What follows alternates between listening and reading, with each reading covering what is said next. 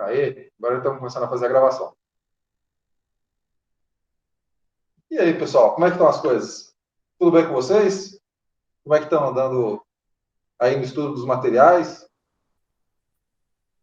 Como é que é a Cecília? Maria Cecília, né? Tudo bem, Maria Cecília? Respondi lá aquela última dúvida que você tinha colocado. Eu vi, tudo bem, boa noite. Opa, aí sim. Agora sim, beleza. Vocês colocaram algumas dúvidas aí com os seus tutores. Nós vamos ler aqui as dúvidas que tivemos, mas para o final da conferência. E a gente já vai tirando algumas dúvidas nesse sentido. Me parece que as dúvidas junto aos tutores foi mais relacionado à conferência A Máquina Humana. Certo? Alguém tem alguma dúvida acerca das conferências passadas? O Calorisson, o Eu Psicológico, quiserem falar alguma coisa?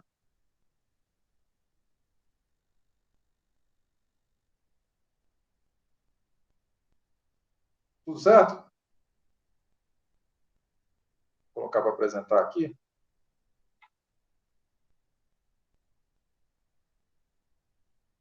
E hoje nós estudaremos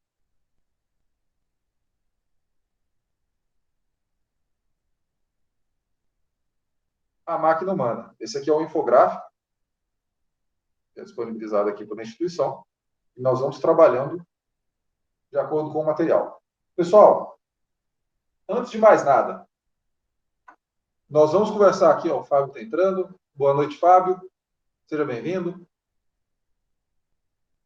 Por que se diz que nós somos máquinas? A gente poderia arriscar aí duas interpretações. Então, se a conferência é a máquina humana, então você está falando aí, está chamando a gente de máquina. Por quê? Tem duas interpretações aí que são distintas, que são bem curiosas nesse sentido. Quem se arrisca? O que vocês conseguem me dizer isso aí? Do texto que vocês leram.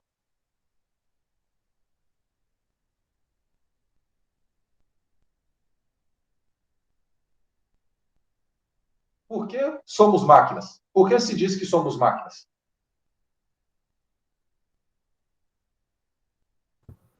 E tem vários centros que funcionam como engrenagens. Perfeito. É exatamente isso.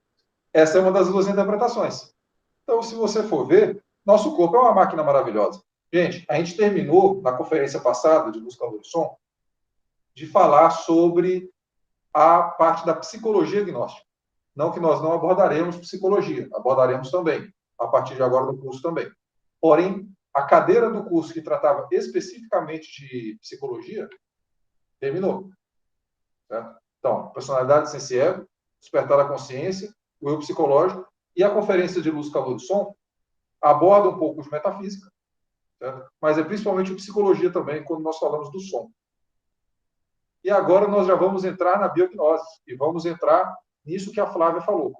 O corpo humano é considerado uma máquina porque, poxa, uma série de sistemas, uma série de mecanismos, uma série de formatos que nós temos no nosso corpo, a máquina mais versátil que se tem notícia é o próprio corpo humano.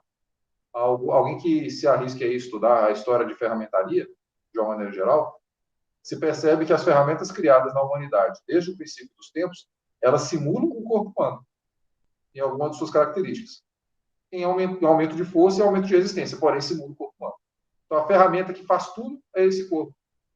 E aí você vai passar aí, num curso de capacitação, Maria Eduarda entrando. Boa noite, Maria Eduarda. Então, você vai passar aí num curso técnico, profissionalizante, para virar metalúrgico. Vai passar ali não sei quanto tempo estudando um torno, estudando o CNC, como operar esse tipo de maquinário, ou como operar uma motosserra, ou como operar um CorelDRAW, aqui, um programa no computador, ou como operar o próprio computador, né, a nível de hardware. Mas fica a pergunta, tem alguém que dá um curso para a gente sobre como operar o nosso corpo? Como trabalhar com a nossa máquina humana? Que, inclusive, é muito mais maravilhosa que todas essas ferramentas? Parece que não. Não sei se vocês tiveram uma experiência diferente disso, mas não é nada que se estuda no ensino fundamental e no ensino médio. É algo que você vai se virando conforme você pode. E hoje nós vamos estudar essa parte também do corpo humano. Por outro lado, nós temos mais uma interpretação. Tem mais uma interpretação aí para poder se falar que nós somos máquinas. Uma interpretação mais psicológica. Estamos na primeira pista aqui. Quem levanta a bola para mim aqui? Por que psicologicamente se fala que nós somos máquinas?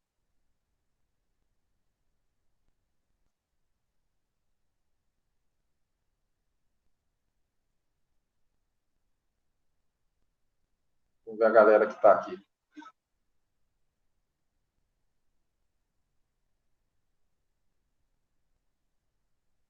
Rafael, está escutando aí, Rafael?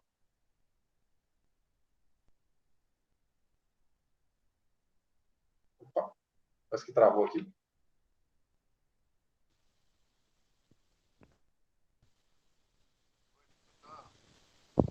Rafael, fala para mim, dá uma interpretação para mim aí, rapaz. Por que a gente fala que a gente é máquina, a nível psicológico?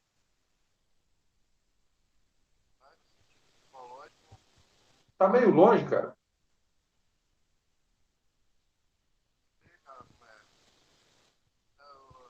Agora você falou de máquina, eu lembrei do centro energético, né? Eu estava lembrando do motor, né? O motor tem a ver com máquina, né? Mas psicológico, né? Cara, não estou conseguindo escutar quase nada que você está falando, hein?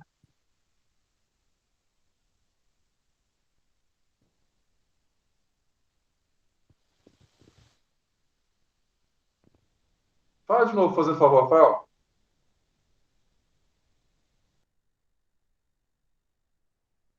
Foi?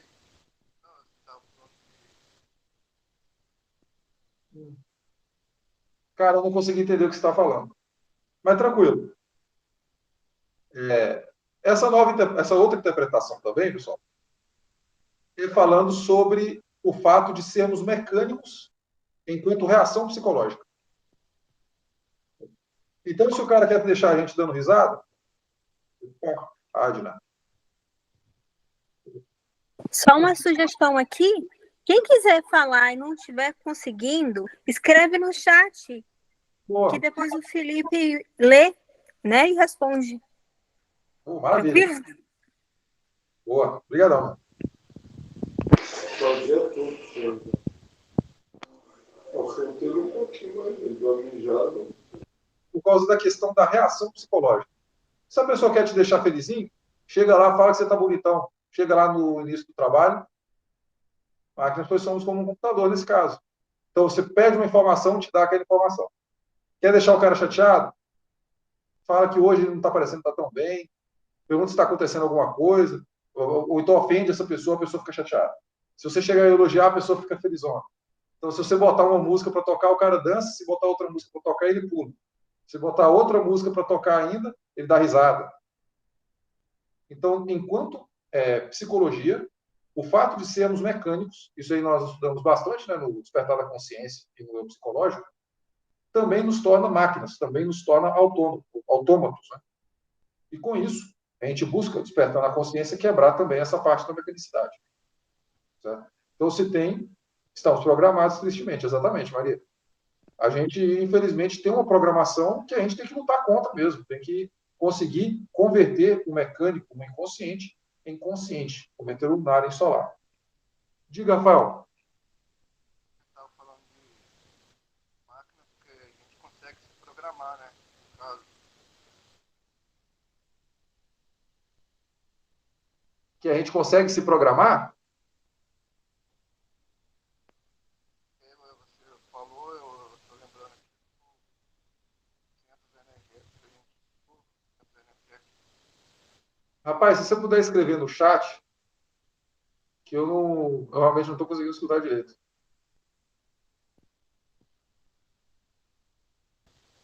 Tem mais alguém que levantou a mão, gente? Não, acho que... Aí você escreveu no chat aqui. Ele é bom duro. Tá subindo aí? Tá.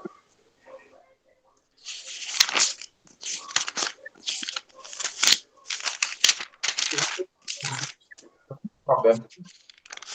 Vamos falar mais com o viado aí, não é? Oi? Com certeza, só botar um viado no falar aí. Ah, tá. Viado aí na fita aí. O centro motor. Não, só não tá fazendo ninguém, só eu aqui no cantinho aqui, ó. Você aqui, vontade aqui, ó. Mas não tem aqui não. Quem que você quer ver? Rafael, acho que tá dando uma interferência aí, cara. Então, beleza. Isso de fato, vamos conversar sobre o centro motor. Porque o centro motor, ele realmente tem essa característica de programação a partir de que a gente repete, né? Pode ativar aí. Você quer falar mais alguma coisa, Paulo?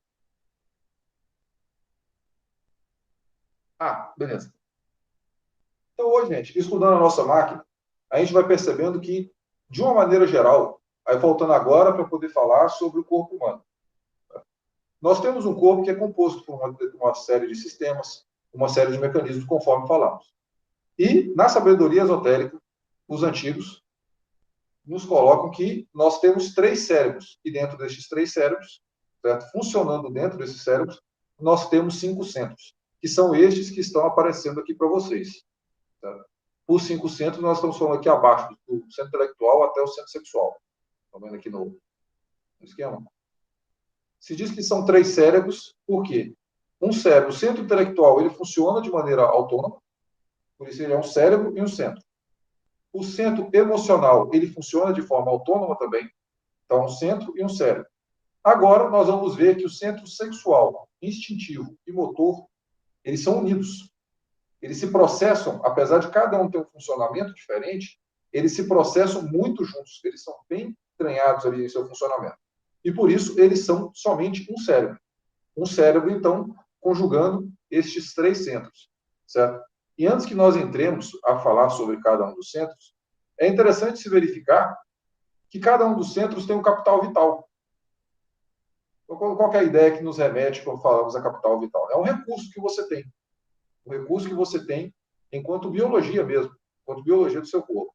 E percebam que, para cada um de nós, cada um dos centros também, tanto dentro de nós mesmos, como também em nós, aqui no particular, de um para o outro, nós temos uma diferença entre quantidade e qualidade do capital vital.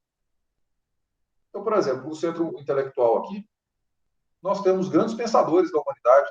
Nós temos pessoas que, por exemplo, têm um cálculo rápido. Quem não conhece alguém aqui que, como diz, né? Onde passa o olho, passa a bala. Um pouquinho que o cara lê alguma coisa, ele já absorve. Tem ali ou como o outro vai dizer, o QI mais elevado. Lê um livro dificílimo e consegue traduzir aquilo de uma maneira tranquila, de uma maneira muito natural. É inegável que essa pessoa tem um capital vital de cunho superior mesmo, a nível de qualidade desse capital vital. Ou, por exemplo, os grandes poetas, os grandes músicos, o cara tem que andar com um gravador, porque a qualquer momento pode vir uma inspiração para ele, e ele pode compor uma música com base naquilo ali. Então você vê que a inspiração dele é muito forte. É uma questão do centro emocional. A pessoa ela tem esse colorido. Não que, por exemplo, nós não fiquemos felizes, que nós não tenhamos esses momentos também, mas aquela pessoa ela vibra naquilo. Ela tem uma tônica daquilo, um artista que chega e reproduz numa tela uma pintura maravilhosa. Então, um maestro, um compositor que consegue... Então, você vê. Então, é uma questão do centro emocional também. Todo mundo tem centro emocional. Porém, é inegável que essas pessoas têm um capital vital deste centro em específico de uma maneira superior. Pega aí um jogador de futebol, um atleta. Então, o capital vital do centro motor dessas pessoas, do centro instintivo dessas pessoas, é algo, assim, fenomenal. Não sei se vocês já viram aqueles testes que eles fazem para corredor de Fórmula 1, eu acho, que um cara segura uma bolinha assim, e o outro tá com a bola aqui. E ele tem que abrir, ele chega aqui embaixo e pega a bola. Vocês já viram isso no YouTube? Então fica duas pessoas aqui. Esse aqui tá com duas bolas aqui embaixo. Ele abre a mão, o cara tá com a mão aqui em cima, ele já pega e já devolve. Coisa assim de segundos mesmo. O tempo de reação da pessoa é uma coisa maravilhosa, impressionante. Isso é uma característica do centro instintivo.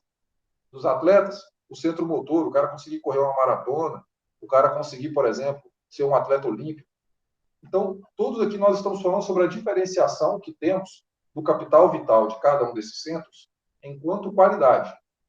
E a gente vê que, enquanto quantidade, não é a mesma coisa. É ou não é um pouco comum? Vamos lá, como dizia o Jorge Amado, né? Nunca vi atleta morrer de velho. Já viu isso? Não que não aconteça, era uma frase dele. Mas você não vê, o cara com 35 anos ele está aposentado. Ele está aposentando, porque não dá mais para ele manter aquele ritmo de vida. Por que normalmente isso ocorre? Desgaste do corpo. Desgastou tanto o corpo que chega uma hora que acabou o capital vital. E normalmente, quanto mais qualidade de capital vital nós temos em alguma área, mais a gente tende a malgastar aquela área. É ou não é?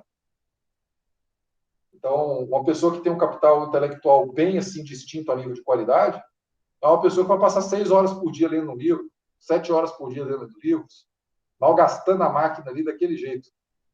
É igual o cara quando tem carrão, né? O cara, quando ele tem carrão, ele não aguenta. Ele tem que tacar numa terceira, assim, tacar uns 70 por hora numa terceira para ver o bicho berrar mesmo. Então, você está malgastando o carro. Então, são questões que nós vamos vendo como funciona o nosso corpo e como a gente poderia conservar isso de uma maneira mais prática dentro de nós mesmos. É claro que, com o uso da consciência, nós chegamos ali a um consenso interno sobre o uso da máquina humana, sobre até onde se vem o desgaste do centro intelectual, até onde eu consigo utilizar meu centro emocional e, a partir disso, estou desgastando. Isso a consciência dita. Porém, aqui na conferência hoje, nós vamos colocar aí algumas reflexões que vai ajudar a nos nortear para cada um desses objetivos. Tá? Mas, poxa, Felipe, por que você está falando isso aqui com a gente hoje? Agora vem a bomba, hein? Agora essa bomba aí é boa. O que tem a ver autoconhecimento com o meu corpo? O que tem a ver? Eu vim aqui para poder fazer um trabalho psicológico. Eu vim aqui para poder entender como é que funciona a vocalização, como é que funcionam essas coisas. Eu vim aqui para poder entender sobre o psicológico, sobre mitologia, sobre a parte esotérica e mística. O que tem a ver eu ficar estudando o meu corpo? Não é algo certamente como que banal? Não fica aparecendo para a gente? Quantas décadas, quantos séculos aí de estudo que nós temos que normalmente nos ensinam a menosprezar o nosso corpo e que nosso corpo nada tem a ver com a realidade espiritual. Né? O que Deus tem a ver com isso? Hoje em dia o pessoal fala assim, né? O que tem a Deus a ver com o meu corpo? O que eu faço com o meu corpo? E aí, quem que me oferece uma reflexão acerca disso? Se eu vou perguntar para vocês aqui agora, qual que é a lógica da gente estudar o funcionamento do corpo num curso de gnose? Vocês chegaram a refletir sobre isso?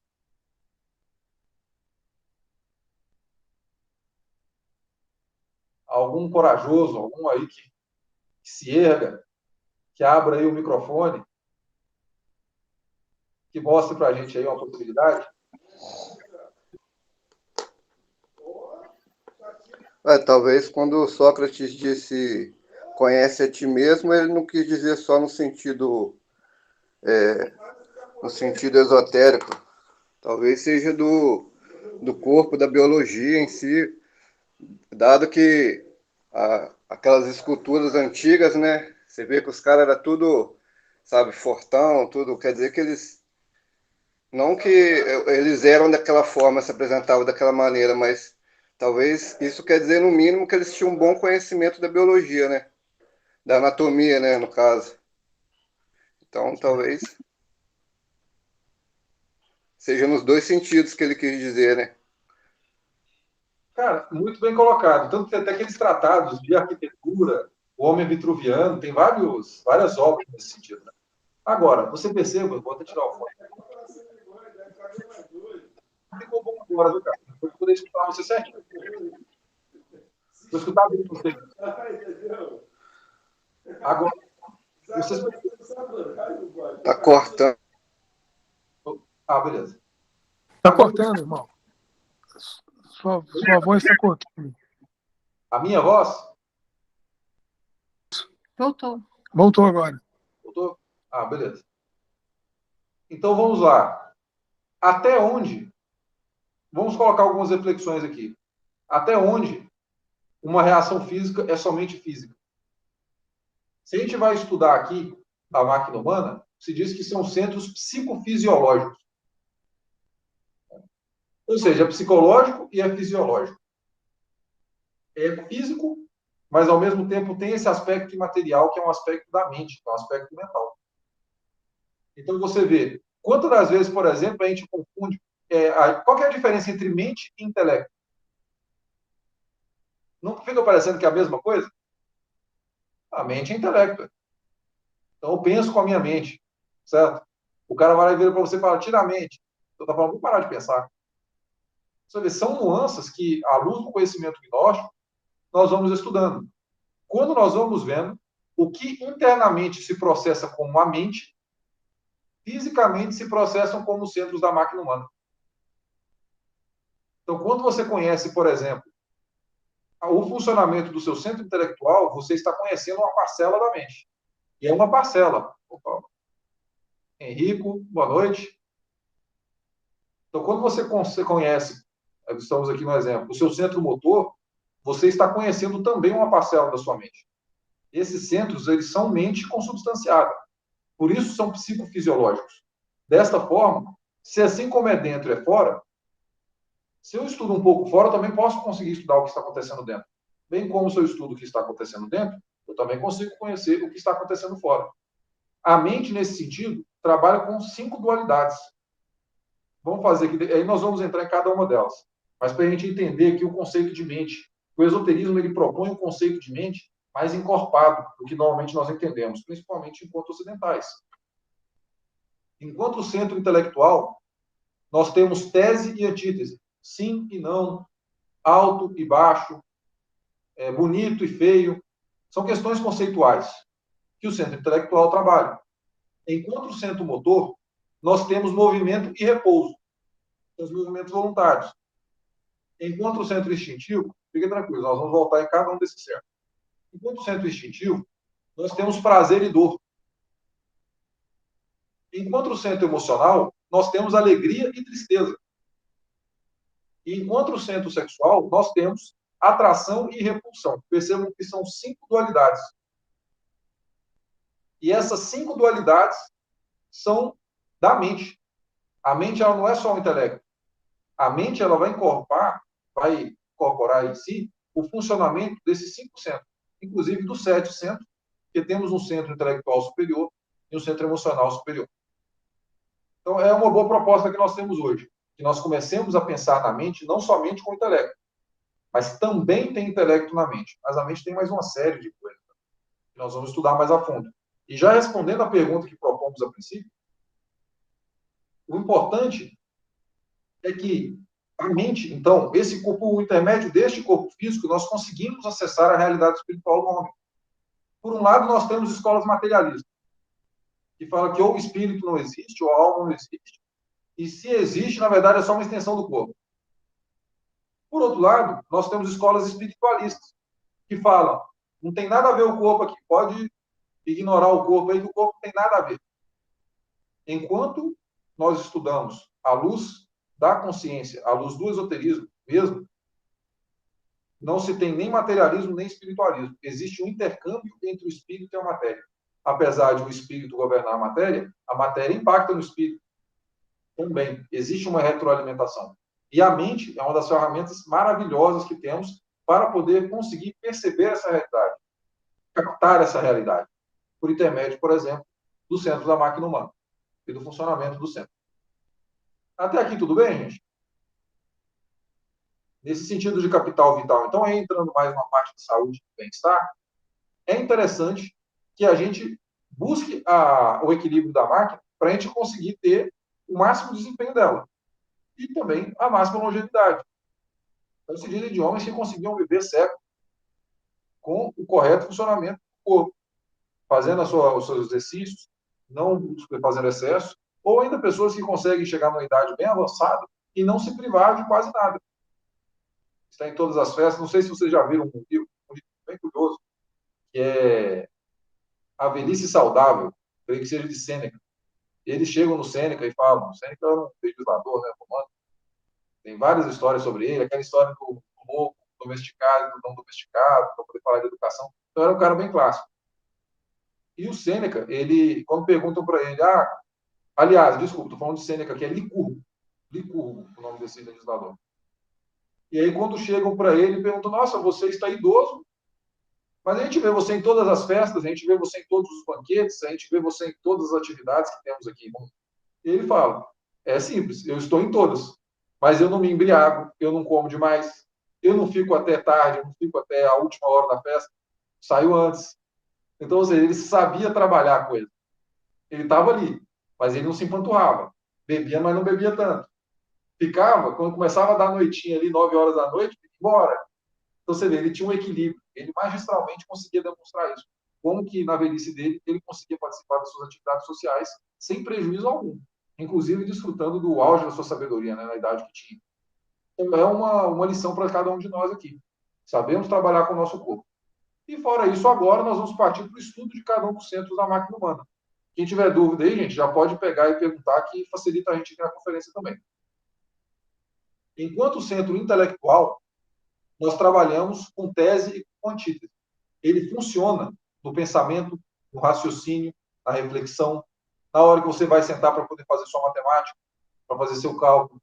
Quando você vai sentar para trabalhar e você entender o que você está fazendo, provavelmente você vai usar o centro intelectual. Certo? Então, ele tem esse mecanismo de comparação de tese e de antítese, de sim e de não, ele é um modus operandi pelo qual ele se processa. Você não vai conseguir chegar no momento em que, ou é como diz a lei de Aristóteles, né? Não tem como ser sim e não ao mesmo tempo. Ou é uma coisa ou é outra. Não tem como ser tese e antítese ao mesmo tempo. O centro intelectual, ele, com essa jogada, então, ele consegue fazer com que captemos conceitos, de uma maneira geral. Rafael, você está com a mão levantada, cara. Agora eu não sei se foi da última vez que você levantou ou se você levantou depois. Eu acho que ele deve... Não, é da primeira vez, ficou travado aí. Desculpe aí. Não, fica tranquilo. Só para não... Vai que eu estou deixando você sobrando aí. Aí vocês veem. O centro intelectual, nesse sentido, ele é maravilhoso. Como que nós podemos fazer para conseguir conservá-lo mais tempo? Uma regra para todos os centros. Utilizar no máximo 2 horas cada um. No máximo 2 horas. Aí depois, Felipe, vou dormir? Não. Levantar no seu trabalho, trabalhou 2 horinhas ali, levanta, vai beber um café, dá uns 5 minutos ali de pausa, depois você volta. Vai no banheiro, volta, respira um pouco, dá esse sossego um pouco para a mente, para depois, o intelecto, para depois você voltar a trabalhar com ele. Vocês vão ver que vai ter muito mais êxito no trabalho. Isso aqui me lembra muito daquela galera que fica dando cursinho aí pré-vestibular, ou cursinho para concurso público. E o cara vira e fala, você tem que estudar, mas leva uma barrinha de cereais, leva um jeito aqui para você descansar um pouco na prova, porque estão mostrando de fato que não adianta você entupir o intelecto de critério, de conceito, se chegar lá na hora da prova te der branco, porque o seu centro intelectual está nervoso, está ali estafado. Então, aí temos aqui no slide, ó, não racionalizar o tempo todo, equilibrar conhecimento com abertura ao novo, não chegar ao cansaço. Ah, beleza. Vou falar um pouco mais devagar aqui. Certo? Ah, beleza, Maria. Pessoal, mais alguém que tem dificuldade de entender? Como estou falando aqui? É bom vocês me darem o feedback e a gente já vai alterando um pouco aqui também.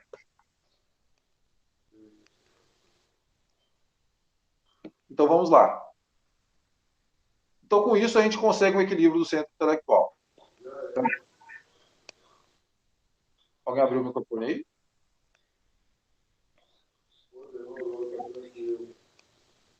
Perfeito. Nossos centros energéticos funcionam como baterias. Eles vão te dar energia para você ter aquela atividade. É bem isso. E, ao mesmo tempo, que é bateria e é motor também, por assim dizer, né? Tem um funcionamento ali específico. No centro, vamos falar agora do centro emocional.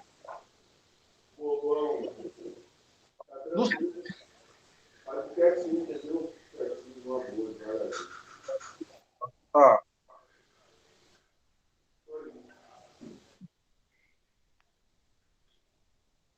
No centro emocional, nós temos emoções, temos sentimentos, temos a nossa percepção. O centro emocional, ele traz o colorido da vida, a alegria de viver e também as tristezas da vida.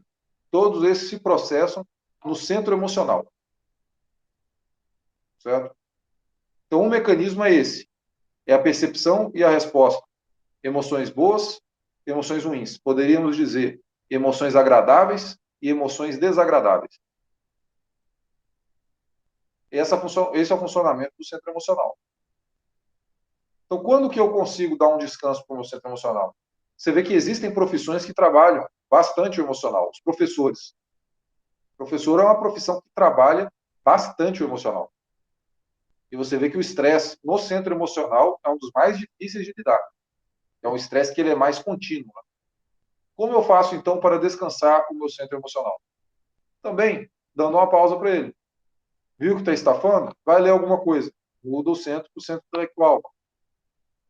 Mais uma vez, vai beber um café, vai andar um pouco, usa o centro motor um pouquinho. Vai dar ali um equilíbrio. Agora, nós podemos evitar o sentimentalismo, evitar a frieza, conforme está aqui no material. Então, evitar nos entregar para emoções que são muito fortes. A pessoa vai assistir ali um filme que é aquele filme meloso mesmo. Aquele filme que faz você chorar bastante, daquele drama emocional. Tá? Ou você vai fazer aquele filme que vai deixar você gargalhando, gargalhando, gargalhando. Vai deixar você eufórico. Tudo isso vai tirando, vai consumindo o capital vital do centro emocional. E, ao mesmo tempo, num círculo vicioso, vai tirando a sua sensibilidade para com aquele centro. Então, você vê como é que é. Todo centro tem isso. Então, o centro emocional. Quanto mais eu forço o meu centro emocional para ter emoções nos extremos, ou euforia, ou tristeza, menos essas emoções têm sabor para mim. Então, mais eu vou buscar que seja mais eufórico, mais eu vou buscar que seja mais desesperador. Isso acontece também com o centro instintivo. A pessoa, por exemplo, vai praticar esportes radicais. Quando se pratica esportes radicais, num primeiro momento a pessoa acelera o carro ali para descer, né, com o carro acelerado no morro aí, e aí o estômago dá aquela revirada. E aí não é o suficiente. Daqui a pouco, pula de bungee jump. Vai lá para uma montanha russa, vai lá, não sei. Depois disso, pula de paraquedas. E o centro emocional vai ficando cada vez mais morto, por assim dizer. Podemos usar a palavra morto mesmo. O centro instintivo vai ficando mais morto. Até que chega uma hora, eu vi esses dias uma nova modalidade de esporte. A pessoa, ela pula de paraquedas, sem paraquedas. E depois você vem um outro instrutor que vem até com ela fica em queda livre, sem paraquedas. Depois vem uma outra pessoa que alcança ela, abraça ela, acopla ali a sua vestimenta a outra, e aí essa pessoa tem um paraquedas. Para que aquela pessoa que está em queda livre tenha a emoção de se sentir completamente abandonado. Olha que emoção radical. E essas questões vão ficando cada vez mais assim. Menos nós vamos sentindo as emoções de fato. Já falando aqui, então, enquanto centro emocional. Então, a gente evita o sentimentalismo, evita a frieza. A gente percebe a lógica das emoções. Quais são os eventos que nos colocam nesses extremos, para a gente evitar esses eventos. E buscar sempre trocar de centro. Falando aqui agora do centro instintivo. Então, nós já colocamos aqui. O centro instintivo, ele é responsável por inúmeros funcionamentos do corpo, principalmente movimentos involuntários. Então, o reflexo, a sua respiração, o batimento cardíaco, são questões reguladas pelo centro instintivo. Certo? Então, o prazer e a dor está dentro do centro instintivo. Ele trabalha com essa dualidade. Então, o sabor que nós temos... Percebam, o centro instintivo, ele tem um trabalho que ele é inato. A criança nasce sabendo que se tem fome, se ela sente isso aqui, significa fome. E se você sente fome, ela já sabe como suga o seio da mãe para conseguir o leite materno. Isso é completamente instintivo. Não tem ninguém ensinando intelectualmente aquela criança a fazer isso. Ou então, quando, por exemplo, as aves sabem que tem que ir para o norte, tem que ir para o sul, de acordo com a época do ano. E ninguém instruiu elas a fazer isso. Mas elas fazem, é o instinto delas. Então, enquanto corpo humano, nós temos os instintos. Ninguém vira e fala para você que quando você tem aquela lassidão, significa que você está com sono e que agora está na hora de repousar. Você já sabe disso. Você já sabe disso. É algo instintivo. Porém, existem as deturpações do instinto. Como que... Vamos colocar aqui, fazer uma jogada rápida aqui de perguntas. Qual que é o nome do defeito que é a deturpação do instinto da fome? Quem me diz?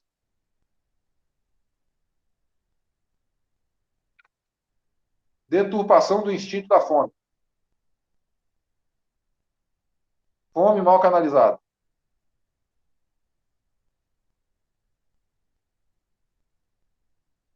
A Adriana está acertando aí. É a gula.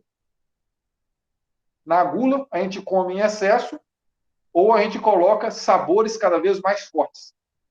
Você vê como é diferente. Então, o cara taca pimenta na comida, taca sal na comida. Então, o instinto não chega a ser o ego.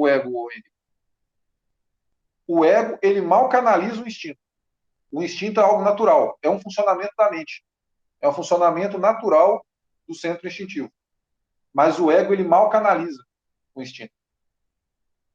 Então, ele pega e ele transforma em outra coisa. E com isso, ele desgasta a nossa máquina humana. Então, o ego pega a fome e faz virar gula. Qual que é a deturpação do instinto? Ô, Henrique, responde para mim essa. Qual que é a deturpação do instinto do descanso, do instinto do repouso? Essa tá fácil. Qual que é a deturpação do instinto do repouso? Preguiça. Rafael já pegou aí. Então, você tem um instinto de descanso. E aí você acorda uma hora, tava bom. Já dava para levantar e ir embora. Vou dormir mais 10 minutos, dá mais meia hora, 40 minutos. E você pensa que você vai sair descansado, você sai mais quebrado ainda. Quanto mais você dorme, mais cansado você fica. Para você ver. É muito curioso esse funcionamento. Então vamos botar mais um instinto aí. Como que é a deturpação do instinto de reprodução?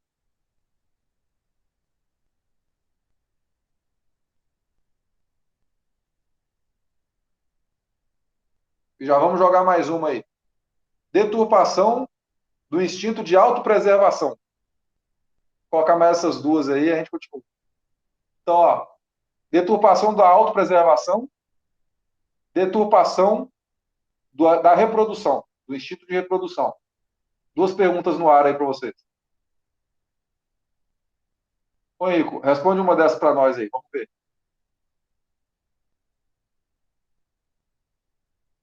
Luxúria, muito bom. A luxúria é a parte da reprodução. A ira tem a parte da defesa, certo? Ela é também uma deturpação do instinto. E da autopreservação? Qual que é a deturpação da autopreservação?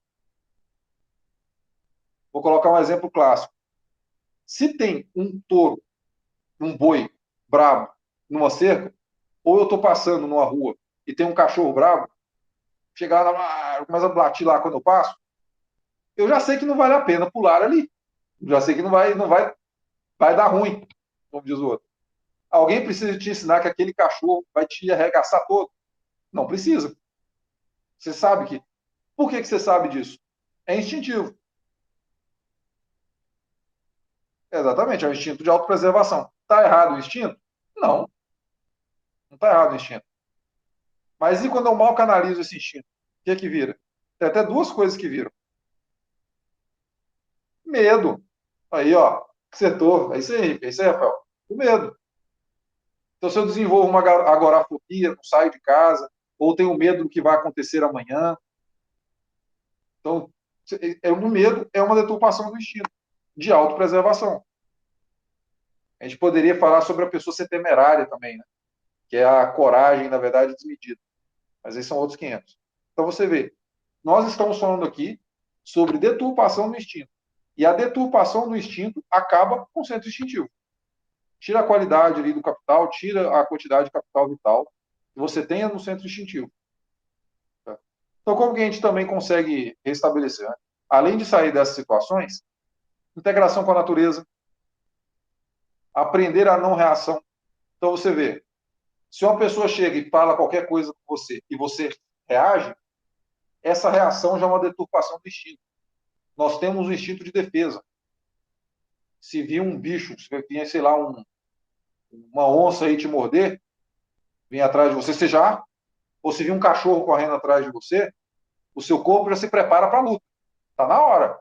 Então vai ter que enfrentar aqui. Você consegue ficar mais forte. Como que é uma canalização disso? Já responderam. É ira. Então, quando uma pessoa nos ofende, o corpo entende aquilo como uma agressão. E você responde com ira. Quem que faz essa interpretação? É o ego. É a ira. A ira faz essa interpretação dessa impressão que chega. E aí ele libera adrenalina, você fica ali com a mão tremendo depois, e fica ali com aquela raiva, fala o que não deve. Então, a gente aprender a não reação já ajuda muito na questão desse centro. Diga, Rafael. Não, e quando sua reação instintiva for algo que for de algo de forma benéfica para você, por exemplo, você se defender, por exemplo, numa selva, por exemplo, um animal, por exemplo, te atacar, você precisar se defender. Não, aí já não é deturpação do instinto, né? Aí já é algo positivo. Porque você vai precisar de se defender. A deturpação do instinto é a ira. Quando você se defende de um animal que te ataca, você não está com raiva do animal. Tá? Agora, não, vou pegar, eu vi um caso do sujeito aqui que o cachorro veio morder ele, aí já deu um chute no cachorro, o cachorro foi para lá. Não satisfeito, o cara foi para cima do cachorro e começou a chutar o cachorro, chutar. Eu tô com raiva do cachorro. Aí você vê, agora já passou do limite aqui. Já virou ira mesmo contra aquele animal. Ou se alguém chega para você e fala, eu não gostei da sua roupa hoje. E a gente vai lá e fica com raiva. Eu não estou sendo atacado. Por que eu estou sendo atacado? É a ira trabalhando nisso também.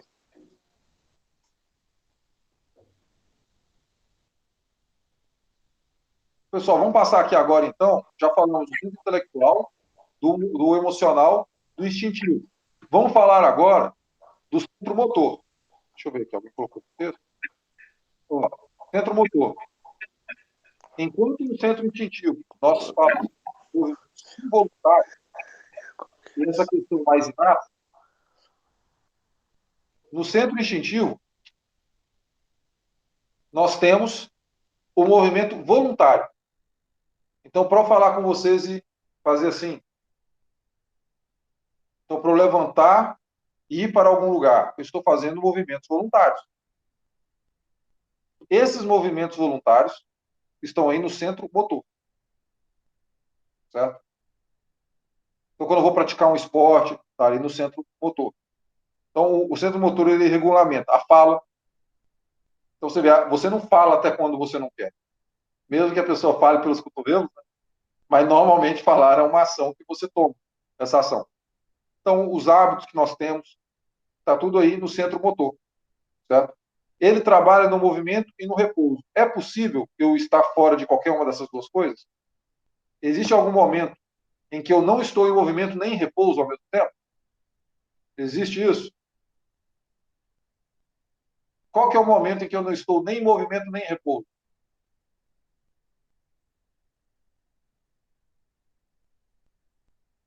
Pergunta capciosa. Qual que é o momento?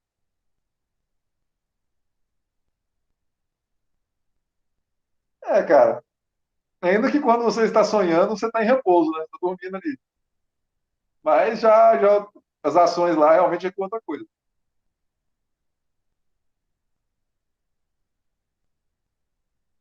Se você for ver, não tem. Ou você está em movimento, ou você está em repouso. Não tem meio termo. Certo? Isso é uma questão de mundo material. Não se tem essa questão, certo? Então, como que eu consigo repousar o meu centro motor? Então, observar os comportamentos mecânicos, observar os comportamentos automáticos. Na prática, quando a gente tira o ego da equação, você já está recuperando o seu centro, já está harmonizando o seu centro. Certo? Então, se eu tenho questões, por exemplo, de ações minhas, de hábitos, de ficar balançando a perna, de me entregar, por exemplo, a hábitos que são nocivos ao meu corpo, gente que soca a parede,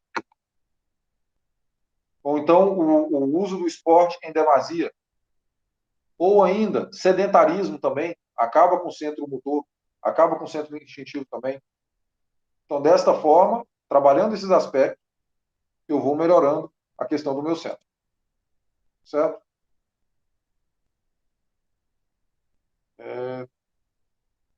Então, vamos lá.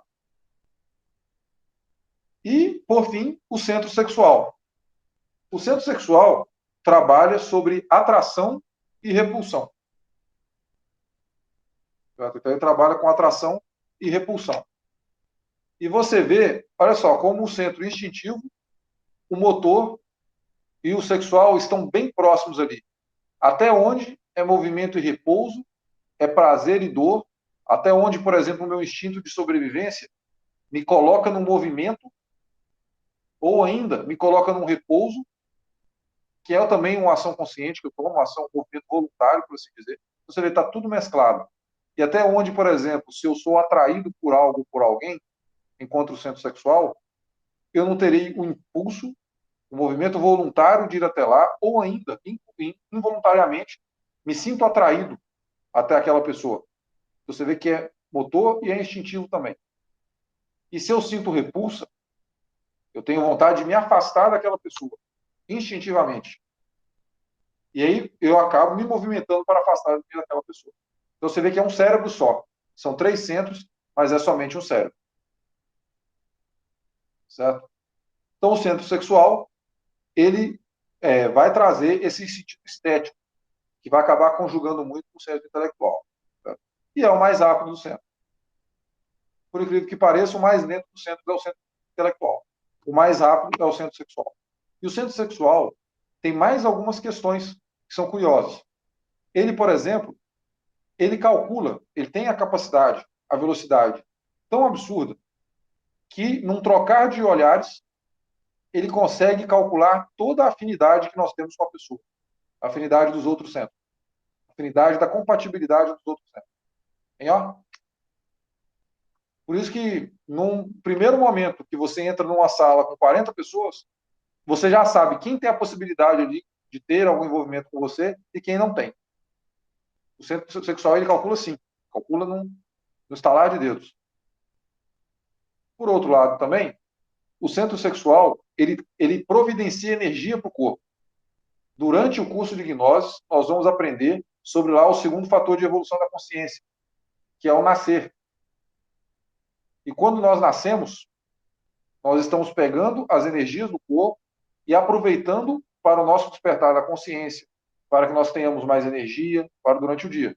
Ao invés de pegar as energias do corpo e explodir lá, xingando o vizinho, gritando no trânsito, fofocando no serviço, ao invés de fazer isso, a gente vai utilizar essa energia para outra coisa.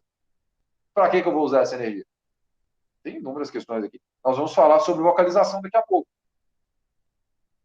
O centro sexual, ele particularmente, ele é afetado sobre isso. Porque quando acaba a energia dos outros centros, os outros centros pegam do centro sexual.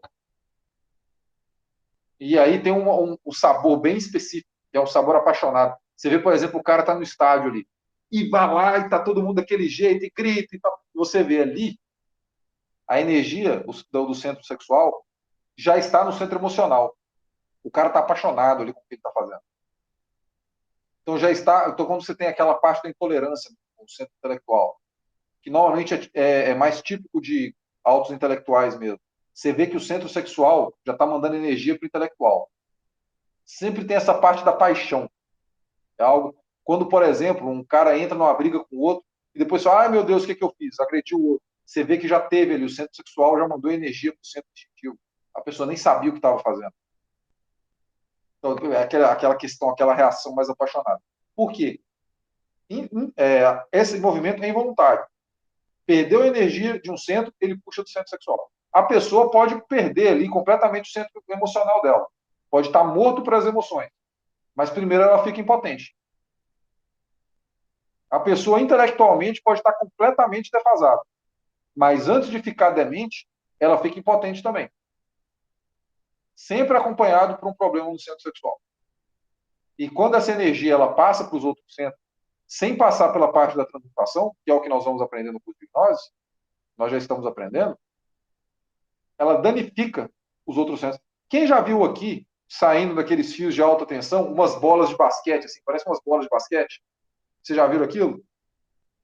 Se a energia que sai da usina, que sai lá de Itaipu, chegar na sua casa, com a força que está vindo, no 440, 880, não vai sobrar um aparelho eletrônico na sua casa. Não vai sobrar uma lâmpada. Vai arrebentar tudo. Então você precisa de ir reduzindo a carga daquela energia. E esses aparelhos fazem isso. Nós precisamos de fazer a mesma coisa. Se a gente malgasta um centro até ele roubar a energia do centro sexual, é como se tivesse vindo da usina direto para sua casa. Quando você faz a transmutação, seja a vocalização, o pranayama, que vamos ensinar aqui, você refina essa energia e com isso você tem esse surplus. Perfeito, Rafael. Transformar a energia, transmutação. Tá? Então, quando você faz esse processo, e esse processo está relacionado ao segundo fator de evolução da consciência, que é o nascimento. A gente usa as energias do nosso corpo com um propósito específico. Tá? É uma das questões aí do centro sexual. Então, ó, aprender a transmutar as energias, para poder conseguir uma harmonia nesse sentido. Desenvolver-se na ciência da inspiração e da mística. Então, essa sublimação, ela sublima também essa energia sexual. E não abusar dos outros centros. Até aqui, tudo bem, gente?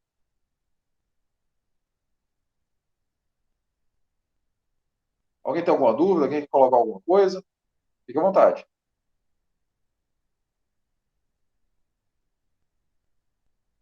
Nada? Então, vamos lá.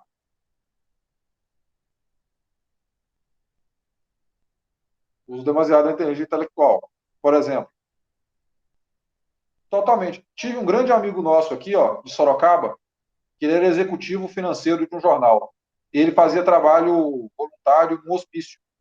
E ele disse que encontrou muito gerente de banco no hospício. Muito gerente de banco. E o cara falava o tempo todo, o tempo todo, o tempo todo, o tempo todo. Parece que aquele órgão que fala que tem entre a língua e a cabeça, o sujeito perdeu. Vinha na mente dele, o cara falava. Loucura total. Isso se dá por quê? O centro intelectual morreu. Se diz, esotericamente, que a pessoa morre por terços. Porque morre o emocional. Depois morre o motor, instintivo sexual. Morre o intelectual, então a pessoa vai morrendo. Usando essa analogia do capital. Se eu tenho uma viagem, Samuel Veol coloca isso. Se eu tenho uma viagem para fazer, eu tenho dinheiro para ir nessa viagem, e eu chego comprando tudo, gastando tudo, eu vou ter que voltar antes. Assim também é a vida. Então não tem muito esse aspecto fatal de tipo, tem um dia no meu destino que está reservado para minha morte. Talvez a lei do karma tenha alguma coisa nisso. Mas, via de regra, a morte da pessoa se dará pelo mau gasto da máquina, pelo mau uso da máquina. Vai desgastando, vai usando mal, aí chega um momento que se dá o falecimento. Tá? Alzheimer, por exemplo, olha, é porque o Alzheimer já vai começar a ser mais genético, né? Não que, só que a parte genética também está intrinsecamente relacionada também ao nosso comportamento. Aí vai ser uma explicação mais metafísica. Nós vamos abordar um pouquinho mais para frente. Mas nesse caso que a gente está falando aqui, a gente pode dizer mais sobre a demência, o mau uso do centro intelectual. Então, o cara se colocar aí para trabalhar 12, 13 horas por dia, programando computador, fazendo balancete de pagamento. Então, daqui a pouco o centro intelectual do cara pede conta. Pede as contas. Aí já era. Pessoal, até aqui, tudo bem? A genética influencia. Não, a genética ela já vai influenciar essa parte da qualidade do centro. Então, por que o cara nasceu um grande atleta e eu não sou um grande atleta? A genética dele. Só que a genética tem uma série de fatores que nós vamos falar aí sobre aspectos de justiça divina mesmo, aspectos mais cósmicos. Isso aí nós vamos tratar posteriormente numa conferência chamada A Balança da Justiça. Certo? Pessoal, falamos aqui do centro. A meditação é uma ciência perfeita para equilibrar todos os centros. E com isso também nos ajuda a nos harmonizar, a verificar a ação do eu psicológico e conseguir inibir a ação do eu psicológico. Então, a meditação aqui é um must. Pão diário do sábio. A gente medita para poder conseguir entender o que está acontecendo. Tirar a cabeça de dentro d'água e ver o que está sucedendo aí. É perfeito para todos os aspectos. A prática de hoje é a vocalização. Deixa eu ler para vocês aqui algumas dúvidas que foram apresentadas pelos tutores. E aí, vamos trabalhando aqui, quer ver? Ó, vamos lá. Ó, teve a pergunta da Maria Cecília. Acho que ela acabou saindo da conferência. Ela está aqui?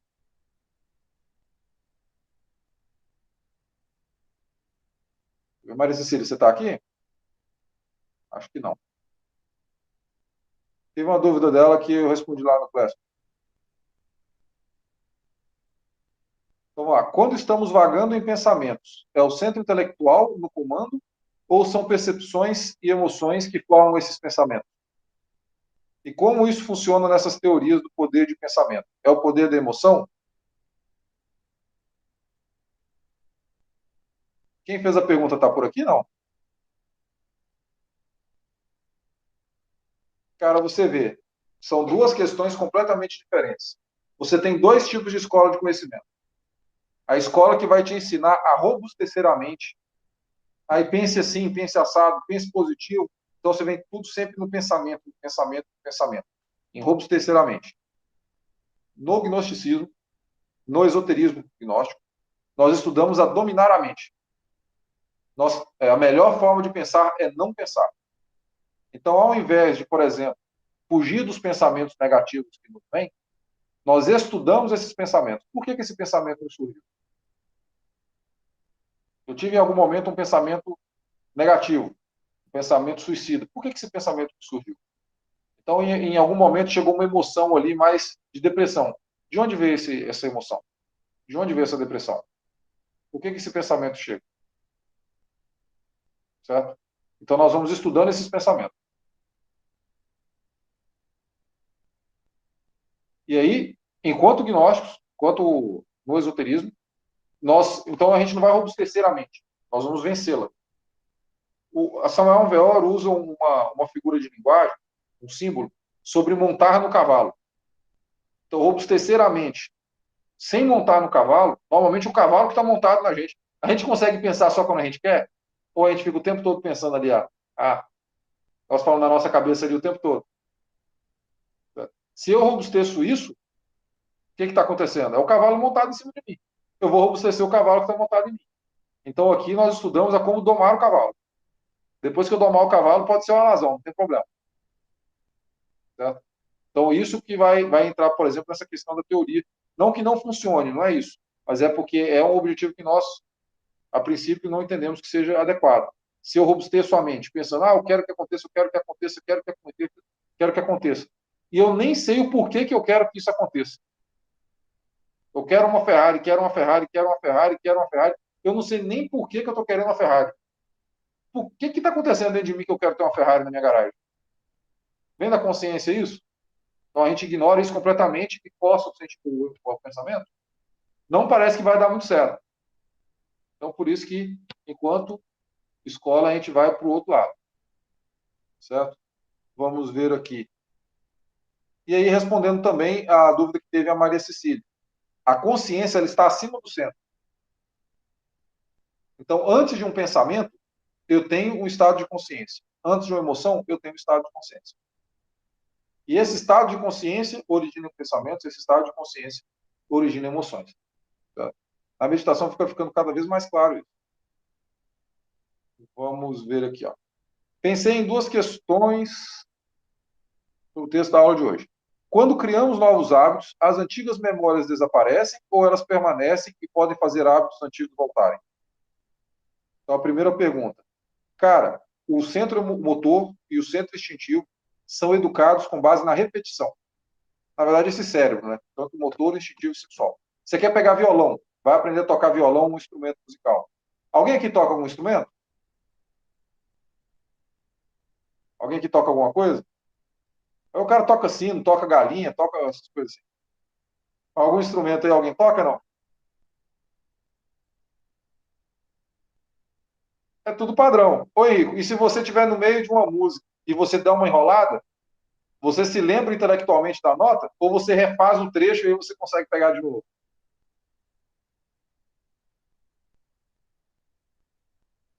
Por quê? Porque é o centro motor. O centro motor ele não é intelectual. Se você for pensar naquilo, não vai. Mas se você repete tanto aquela sessão de acordes, que fica automático. E aí, se você errar, você tem que voltar de novo. Esse é o centro motor. Então, se a gente tem algum mau hábito, que seja, por exemplo, instintivo ou motor, aquilo continua. Se eu tenho, por exemplo, a reação de xingar o cara quando alguém me xinga, aquilo continua. Você vai ter um super esforço para poder parar aquilo no primeiro momento. Com o tempo em que você não exerce esse mau hábito, esse mau costume, aquela memória vai se apagando. E aí você vai tendo possibilidade de ter outras questões. Então, ela continua a memória. Por um lado, você vai criar um novo hábito, ao mesmo tempo que você elimina o antigo. É um trabalho de morte e de nascimento, ao mesmo tempo, certo? E sobre o capital vital, ele é um tipo de prazo de validade? O texto diz que o desequilíbrio dos centros pode reduzi-lo. Mas é possível aumentá-lo? E aí, gente, é possível aumentar o capital vital dos meus centros? Ih, rapaz, é possível? Você já viu a galera falando de células-tronco? Qual que é a única célula do corpo que produz novo? Toda célula vai envelhecendo, envelhecendo e vai perdendo, né, o vício, a força e a cor. Vai perdendo com o tempo. Qual que é a única célula do corpo que não perde? E já não é mitose mais, é meiose. Qual que é a única célula do corpo que está sempre ali, fresca, potente, e pode ser utilizada nesse momento? Energia sexual. No processo de transmutação, a gente aumenta o capital vital do cérebro. E o pessoal fazendo célula-tronco. A célula-tronco vem de onde? Vem da parte sexual. Mas aí já está sendo toda uma aberração da natureza que está sendo feita. Nós, enquanto pessoas que trabalham a ciência da transmutação, nós trabalhamos com as mesmas forças dentro do nosso próprio corpo. O seu corpo já te dá isso naturalmente. A gente só precisa saber utilizar. A mulher, quando ela nasce, ela já tem todos os órgãos que ela vai usar a vida dela inteira. Então tá lá, ó. O cabelo já está perdendo cor, mas os óvulos estão lá, sempre potente. Não perdeu nenhum momento ali o vigor. O homem, em qualquer idade que ele tem, está produzindo energia sexual incessantemente. Então você vê, na parte sexual a gente tem essa ciência aí. Tá? E é um tipo de prazo de validade? Sim, você tem um capital limitado. Se você não providenciar um aumento desse capital, uma hora ele acaba. Se você malgastar, uma hora ele acaba. Então, com a parte sexual, a gente também busca aumentar esse capital. Essa é uma das dúvidas aqui. A Flávia, eu acho que a Flávia está aí, né, Flávia? É você, Flávia Martins? Essa dúvida? Sou eu. Deu para responder aqui? Acho que sim. Se ficar alguma dúvida, você me fala, hein? Tá. Cadê? A Andréia disse. A Andréia está presente aqui hoje? Não sei se ela está aqui. A importância de mantermos os centros de força em equilíbrio e o ego sendo um dos maiores causadores desses desequilíbrios. Perfeitamente. É o ego que acaba arrebentando com tudo. Rafael, se a energia sexual está intimamente ligada à nossa capacidade de se conectar com a nossa essência, o que se caracteriza um bom ou mau uso desse centro energético? Existe a possibilidade de um dano permanente? Olha, fisicamente você pode ter um dano permanente no centro sexual, né? Que aí é mais físico mesmo. Mas na prática, você estava falando sobre a parte mais pensamento, o que acaba com o centro sexual? Sendo bem claro aqui. O mau uso da energia sexual. A gente já tem aqui, que são partes que, sem querer ferir as suscetibilidades, mas, por exemplo, promiscuidade acaba com o centro sexual. A promiscuidade, a masturbação, são hábitos que vão acabando com o centro sexual. O dano é permanente? Não. O dano não é permanente. Você consegue regenerar, mas ele já vai causando prejuízos. Certo? Mas não é permanente, não. Permanente, eu imagino que vai ser mais se a pessoa sofreu um dano mesmo, um acidente ou algo do tipo. Ô, André, beleza. Qualquer coisa aí, se você conseguir depois, você abre o microfone. Mas o sítio é mais difícil mesmo. Que mais? É isso, gente. Eu acho que das dúvidas que tínhamos, conseguimos responder. Se está tudo certo com as dúvidas, a gente parte para a prática de vocalização. Depois a gente fecha a conferência. Tudo certo? Então vamos lá agora. Vocalização. Vou colocar aqui algumas palavras-chave para vocês. Vocalização é entonação, respiração e concentração.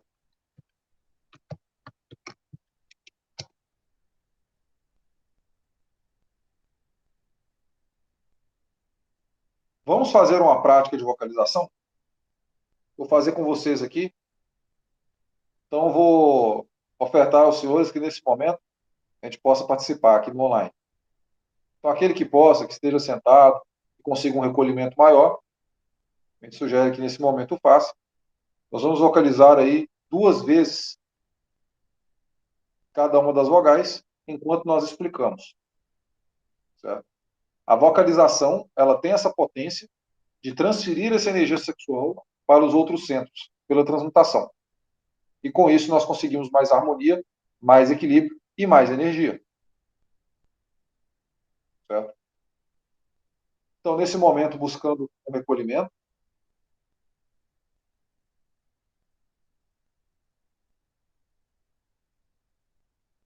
vamos nos concentrar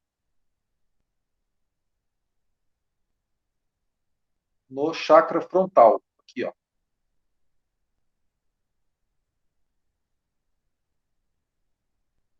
No entrecém. É a vogal I. Então, respiração, a gente respira profundamente. Entonação, a gente entoa firmemente. Aquele que não possa vocalizar mesmo, pode fazer em silêncio. Certo? Vocalizar ou mais mentalmente, ou sussurrando, sem problema algum. É o verbo silencioso. E eu vou concentrado no que eu estou fazendo. Certo? Então, concentramos o chakra frontal, no entrecém. E vamos vocalizar por 2 vezes o mantra I. Respiramos profundamente. E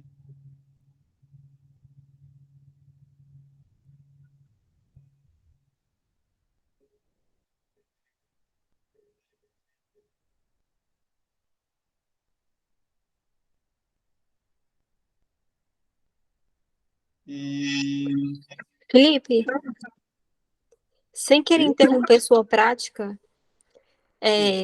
clique nesses 3 pontinhos aqui, ó, de configurações no seu celular.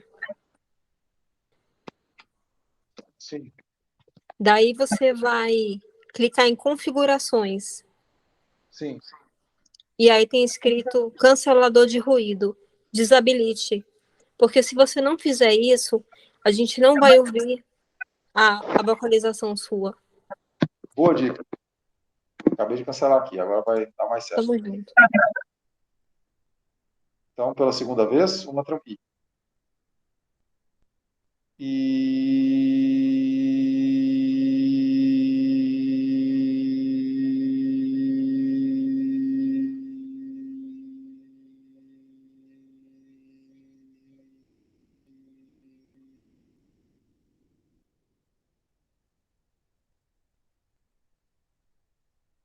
Suficiente. Concentremos agora na laringe. Na laringe.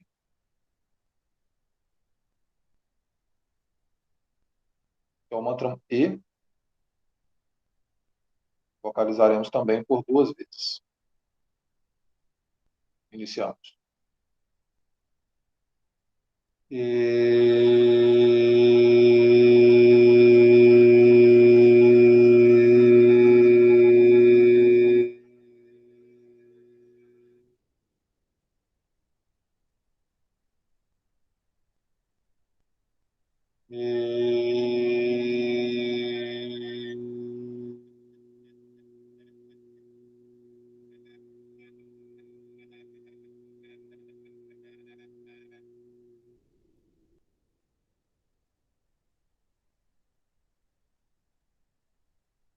Suficiente. Concentremos em nosso coração. Mantra O. Iniciamos.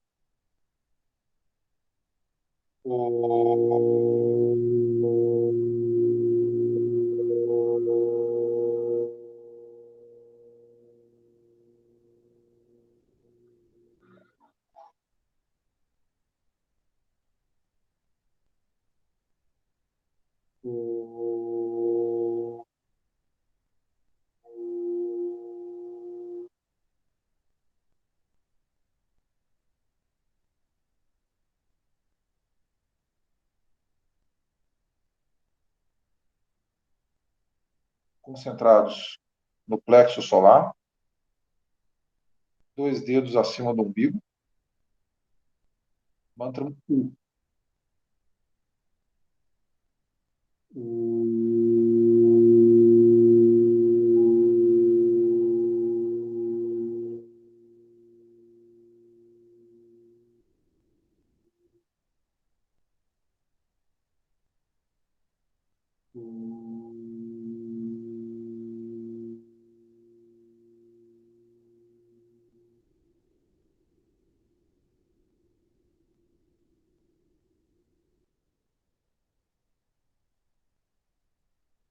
Concentrados nos pulmões. Mantra A.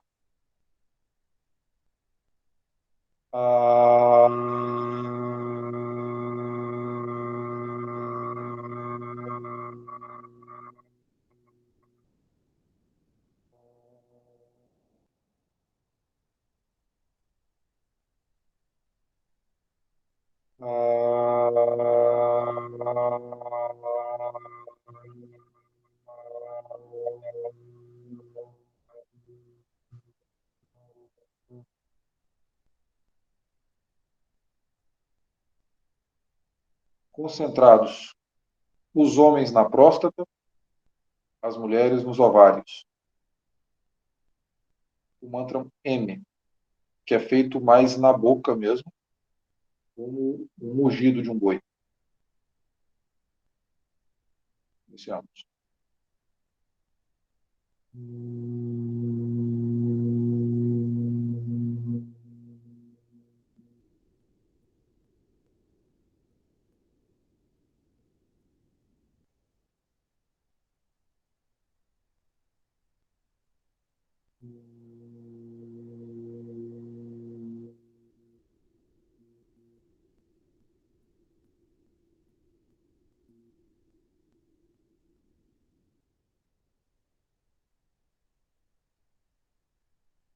Por fim, concentrados no cóccix, último osso da coluna vertebral, localizamos o mantra S, como um silvo, uma serpente.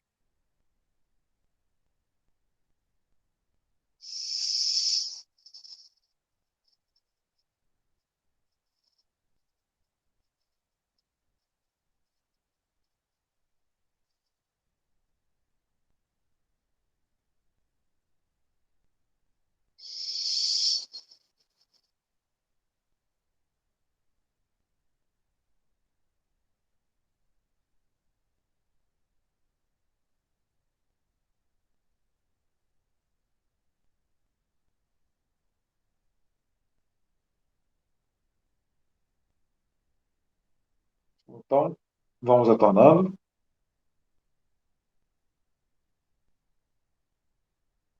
Essa prática de vocalização.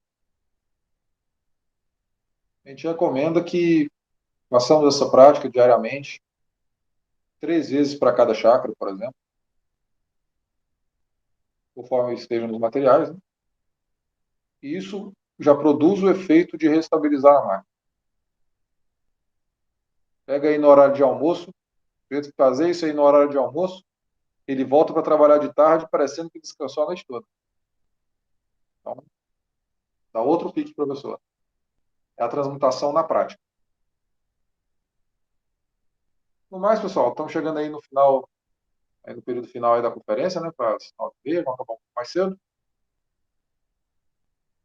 Mais alguma dúvida? Querem colocar alguma coisa? Fique Fique à vontade.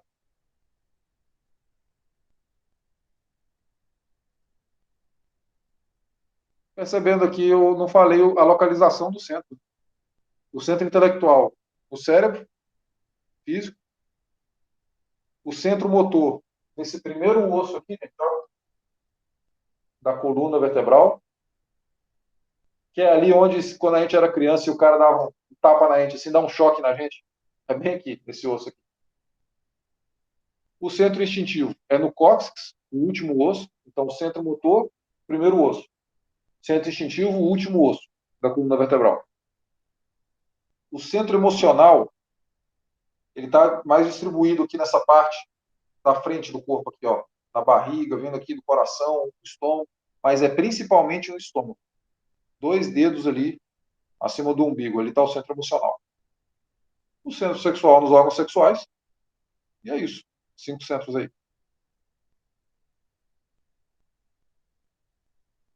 Certo? E dito isso, dúvidas? Rafael, é correto afirmar, então, que existem indivíduos com predisposição a ter alguns centros energéticos mais aguçados? Sim. Devido a fatores genéticos? Sim. Até certo ponto você consegue desenvolver também, claro. Mas tem muita coisa que é genética.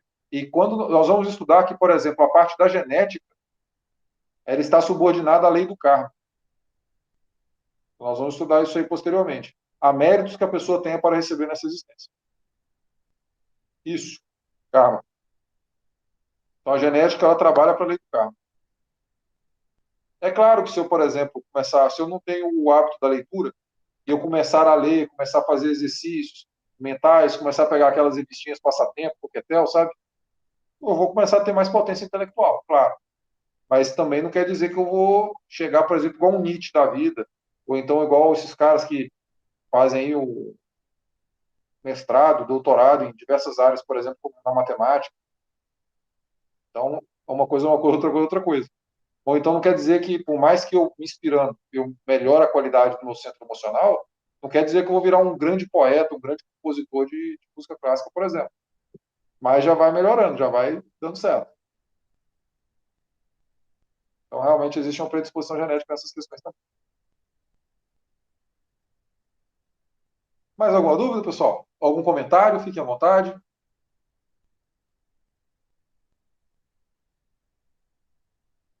Então, no mais, muito obrigado pela presença de todos aí. Qualquer coisa, participe aí no grupo, converse com os tutores. E uma boa noite para todo mundo. Muito obrigado aí pela presença. Obrigada, boa noite. Boa noite, pessoal. Obrigada pela presença. Vamos participando no grupo, tá? Gratidão. Um abraço. Edith aqui na reunião. Boa noite, Edith. Até mais.